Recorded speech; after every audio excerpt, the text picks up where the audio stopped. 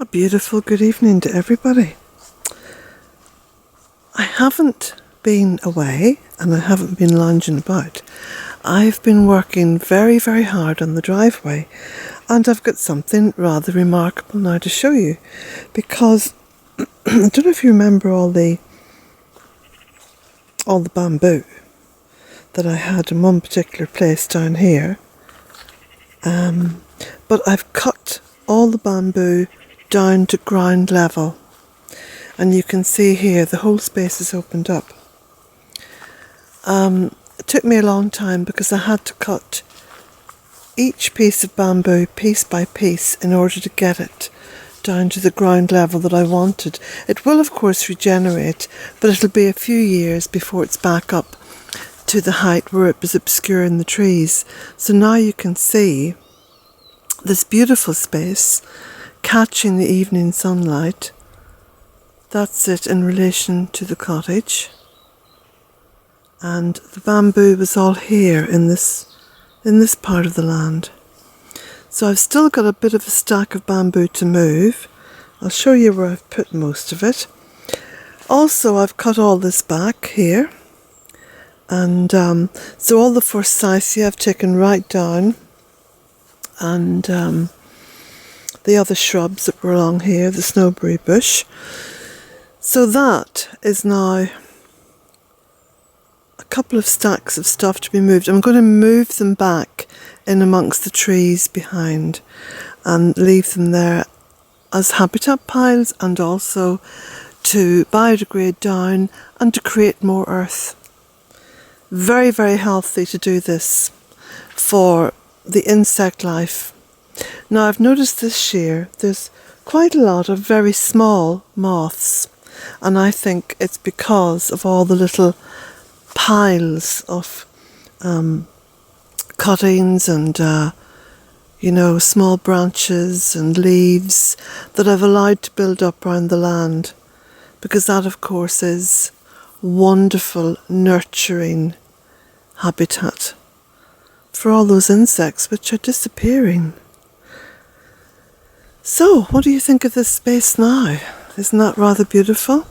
So it is a proper woodland edge.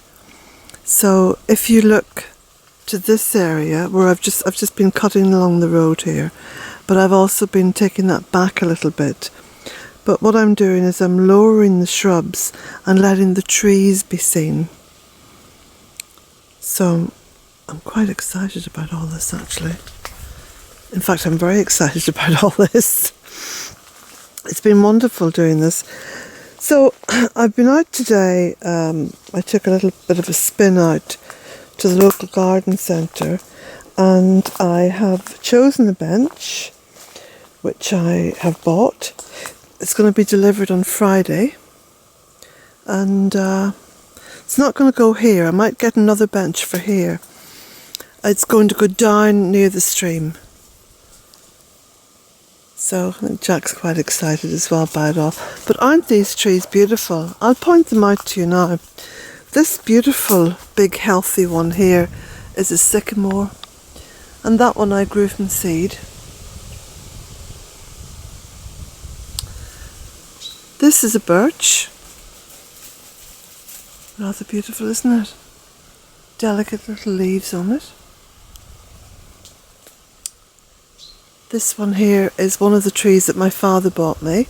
It's a green beech. He bought me a sack full of bare-rooted trees. They were €1.99 each, well, €2 each. And they were quite small. They took a lot of nurturing, a lot of caring for, and a lot of looking after in the early years. But now, as you can see, they're like the kids ready to leave home. They can well look after themselves, as they say here in Ireland. You can well look after yourself. Now it's time you left the nest. So all these trees. These, of course, look, these are my newest little babies. And they were planted last year. Yeah, it was last year. So I've piled up quite a lot more stuff on this little island bed, because again, habitat, home to insects, will biodegrade down, will feed the soil, will feed the trees. This is how I grow, and this is how I've grown healthy trees and healthy shrubs all over this poor, in big, big, big inverted commas, land.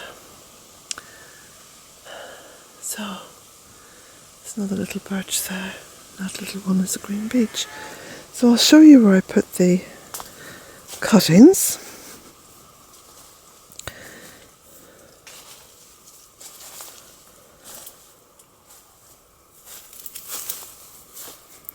Here we go. Here's some of the bamboo, which I've moved pretty carefully. I didn't want to end up poking my eye out, so I was moving it in small bundles. But of course it's all here now, and look at the little space in behind it. So I've made a little cosy nook. I've made a little cosy nook for maybe a little fox or something to get in there during the winter and cozy up. So this of course is bamboo here as well. Oh, look at the beautiful thrush. Oh, it's gone. This is bamboo as well, and it's growing beside a horse chestnut tree. And the horse chestnut tree, during a storm last winter, one of the branches broke off. You can see it here.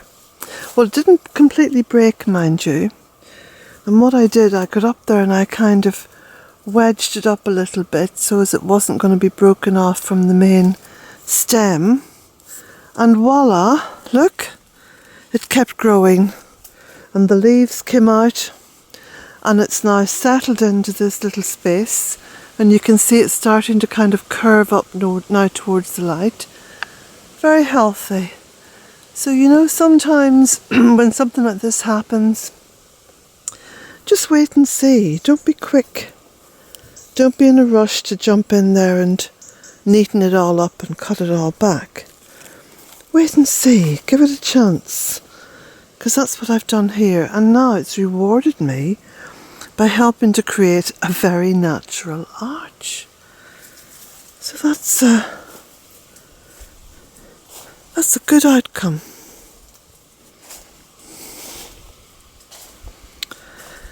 So a lot more shrubs now to be pruned, although these ones here won't be pruned as hardback.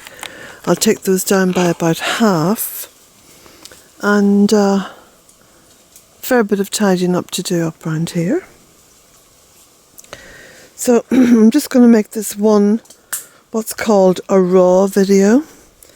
So I'm not going to do any editing or anything like that. It's just going to be straight through. I'm going to walk on down now to where I'm going to put this bench. Now, it was a nice bench. It has a little it's like a little arbour because it has trellis on either side of it, and then like a little roof. And it was a bit expensive, but I thought to myself, well, it will allow me to sit down here quite near the road, because Jack likes to be down here spying on the cars, and be a nice place to sit. And of course you can't really quantify the price of that, the cost of that.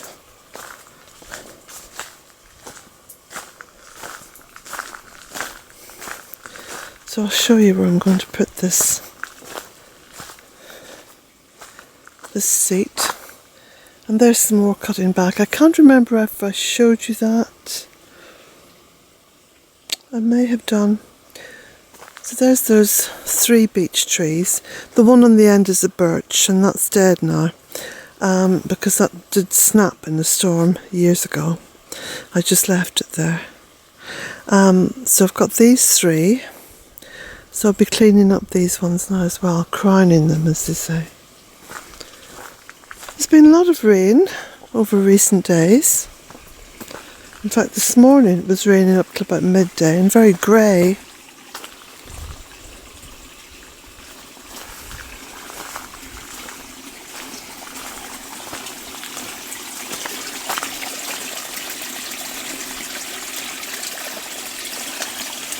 It's rather lovely the way the sunlight shines in here now, and it actually catches the light of the water. So this is where I'm going to put the bench, between these two trees, this one and this one. And there's a little bit of willow growing in behind that, so I'm just going to leave that. So the bench is going to go here. They're going to drop it off there at the gate, because I don't allow trucks or vans to come up here of any size, you know. I don't want the trees being wrecked. So myself and my eldest daughter are going to walk it through to here. We'll carry it through. And then on Friday I'll make a little video and show you how it looks.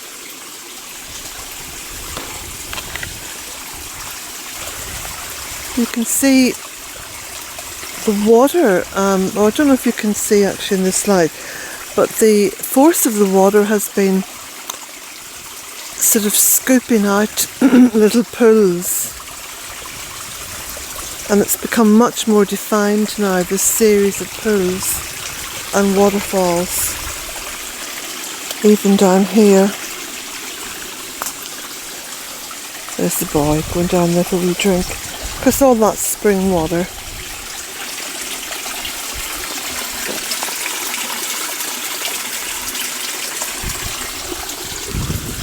So there we go, the sun is setting. I think it must be about 8 o'clock in the evening. Good boy, Jack, come on. Now, someone asked me about where was Jack on my day out at the cliffs of Mago. There was no way I was going to bring Jack up there. My heart was in my mouth as it was, just for myself. I think I'd probably have had a heart attack if Jack had been with me, being all giddy and excited, dancing around the cliff edge. I mean, I was semi-hysterical at one point. You know, 900 feet up? Well, actually over 900 feet. Didn't they say it was 330 metres high? And a sheer drop.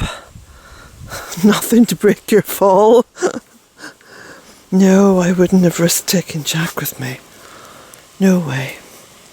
No, I'll take him to the loch, I'll take him to the forest, I'll take him to the seashore. But no, somewhere like that. Well, I mean, I'd never been there before, but when I seen the word cliffs of Mago, and I thought, oh gosh, if this is anything like the cliffs of Moher down in County Clare, it's going to be like, you know, deadly. As it turned out, it was a wise decision not to bring Jack. He'd have had to been on a very tight rein, and neither one of us would have enjoyed it. And besides which, he's too precious to be taking risks with. Goodness me, I wouldn't take a risk with him. No way.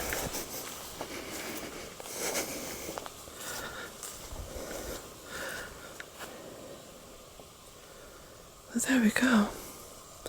Now at this point you can almost see the cottage through the trees. And I have an idea to sort of crown those trees a little bit more further in, so that you can see the cottage through the trees, or at least during the winter some of the light from the cottage will shine down this way. So anyway, they're just thoughts at the moment. So there we go, working hard, and I think a good outcome. I still have to bring my wheelbarrow up, look, but I'll do that tomorrow morning. The weather's promised good tomorrow and Friday. Now, there we go. It's a beautiful evening. So from this beautiful evening at Bealtaine Cottage, with this beautiful new vista opened up, there's a very strong sense now of renewed energy. You know, this lovely renewal, this promise of change, but good change.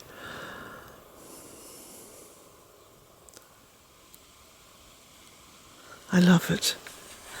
Blessings to you all, my friends. Blessings to you all.